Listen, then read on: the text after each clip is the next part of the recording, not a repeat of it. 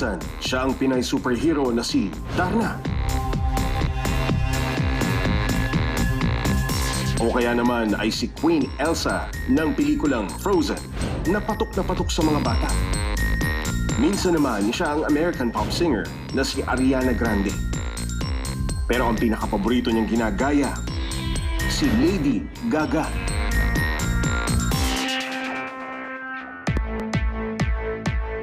Sa mga music video na kanyang ginawa, gayang-gaya ni Andy ang itsura, maging ang pagbibihis, paglalakad, at iba pang kilos ng mga kilalang personalidad, mapa local man o international.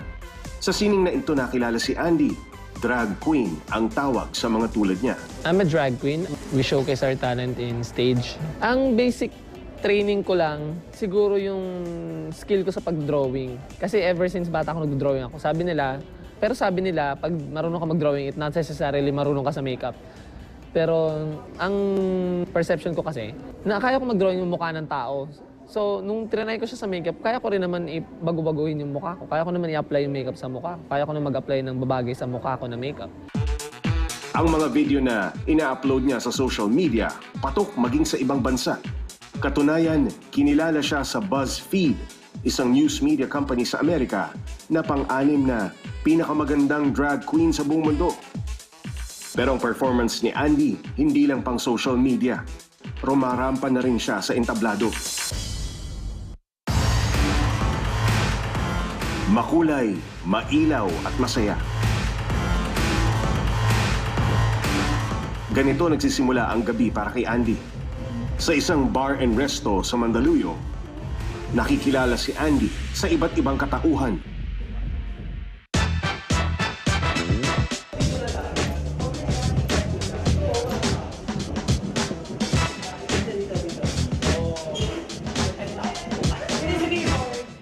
Ngayong gabi, siya si Madonna. Maraming araw ang natuwa kay Andy dahil sa galing nito sa panggagaya. Nag-start ako maging fascinated sa mga impersonator 2011. Una, nanggagaya lang ako sa online, sa mga parody. Tapos ngayon, parang nadala ko na siya sa stage. Parang I transformed my simple hobby na mag-upload ng videos online. In-improve ko yung craft ko tapos nagpe-perform na ako ngayon sa stage.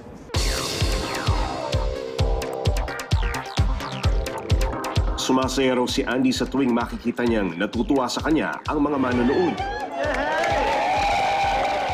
I want to make at least one person smile a day for the rest of my life. Parang ganun yung ano ko. So, making many people smile a day, kota na ako. Parang ganun. Ganun kasi yung motto ko eh. Parang gusto ko lagi nagpapasaya ng mga tao.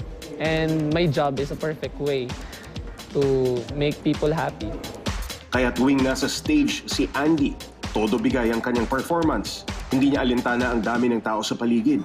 Lagi akong flash forward mag-isip. Pag hindi ko to ginawa, hindi mangyayari to. Parang ganun. In the first place, ito rin ang dahilan kung bakit ako nagkaroon ng self-confidence sa sarili ko.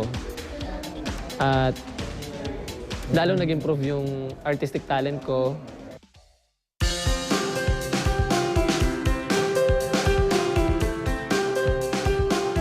Kaya naman daw nagpupursige si Andy na lalong mapaghusay ang napiling career. Sabi nga nila, huwag kang gumawa ng trabaho na hindi mo may enjoy. Siguro sa lahat ng magiging trabaho ko, ito isa to sa mga pinaka na-enjoy ko kasi hindi ako nagtatrabaho para ako naglalaro kasi para lang akong you play dress up and you get money and you earn money. Taas noo at all out naman ang suporta ng kanyang inang si Aling Bell. Bata pa lang daw si Andy ay kinakitaan na niya ito ng pagkahilig sa performing arts. Natutuwa naman ako dahil ang ganda niya.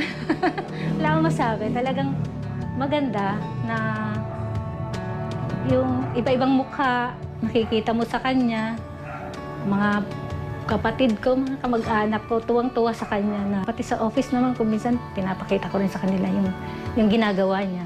So sasabihin naman nila sa akin, hindi ka nagkamali ng pagkakaroon ng anak na ganyan, sabi siya. So, parang nakakataba din ng puso. Pero kahit gabi-gabing rumarampa sa entablado si Andy, hindi naman daw niya pinababayaan ang kanyang pag-aaral. Malaking tulong daw ang kanyang kinikita para matustusan ang mga gastusin sa kolehiyo. Bata pa lang siya nang iwan sila ng kanyang ama, kaya gusto niyang makapagtapos para mas makatulong sa inang solong pumapasan sa mga gastusin sa bahay. Ngayong taon kasi magtatapos na sa kolehiyo sa kursong Mass Communication si Andy. Bye! Bye!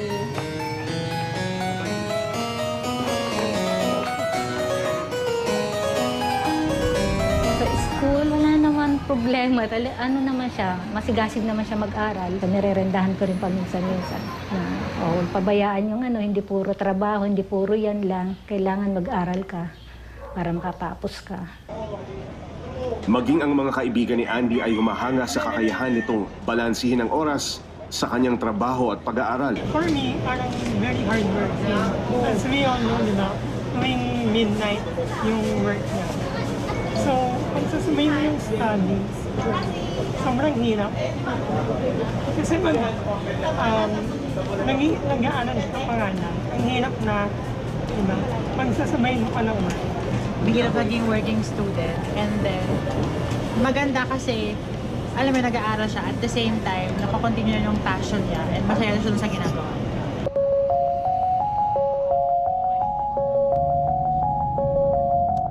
Karaniwang bitbit na ni Andy sa klase ang mga costume na gagamitin niya para sa performance sa gabing iyon. Mula kasi sa kanyang klase, ay dumidiretso na si Andy sa kanyang trabaho. Meron akong pasok sa work. Kinabukasan, meron ulit akong pasok sa school. Hindi na ako masyado nakakatulog. 2 hours, 3 hours. Tapos gigising ulit ako. Pe-prepare na ako for school. Kasabay nun, magpe-prepare na rin ako ng music ko for the night. Yung mga piyesa na gagamitin ko. Ayun, nakakapagod lang. Tapos, pero masaya kasi alam mo kung gustong ko to. Ang talento ni Andy sa sining na ito, ibinabahagi niya rin sa iba. Isa sa mga tinuturuan niya si Choki na malapit niyang kaibigan at nagsisilbing assistant sa tuwing may performance si Andy.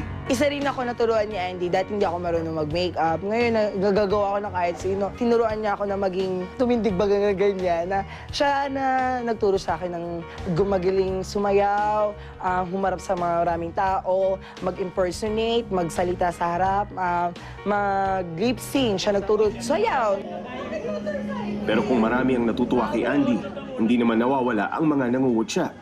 Tanggap na rin ni Andy na bahagi ito ng napiling trabaho. Ilang beses na nangyari sa akin na nag-perform ako sa isang lugar na napahiya lang ako. Para rin tong showbiz na you encounter hecklers, haters, hindi na na-appreciate yung work mo, kulang yung work mo, it's not enough. Tapos ang drive mo na lang, huwag mo na kontrahin, just keep on improving yourself, dead ma. Kasi, as long as hindi na nila ako sasaktan physically, kasi kahit sino naman mainis pag physically ka nang inoffend, di ba? Kung alam mo naman sa sarili mo na magaling ka, at surround yourself with people who appreciate your work, then you will never go wrong. At hindi masasama ang loob mo.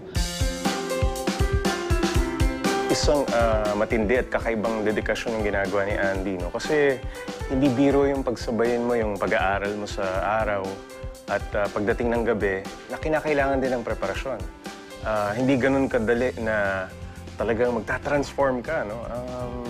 Yung talent niya at yung passion niya, may halong responsibilidad. Yun ang gusto ko sa kanya. Patunay ng kanyang galing at talento, ang iba't ibang personalidad na ginagaya ni Andy. Pero sa likod ng mga mukhang ito, ay isang taong nagsisikap at pinagyayaman ng sarili. Isang taong kahanga-hanga at dapat gayahin. Iba-iba man ang estilo ng pagpapatawa, iisa lang ang punchline na tinutugo. Ang pag-aani ng buhay na minsan ay mapagbiro. Laughter is still the best medicine, ika nga. Dahil gaano man kabigat ang problema, may mga taong hinaharap ito ng nakangiti at nakatawa. Angkas lang hanggang sa susunod na biyahe. Dahil sa bawat kanto, may natatagong kwento. Magandang gabi po, ako po si Jay Taruk at ito ang Motorcycle Diaries.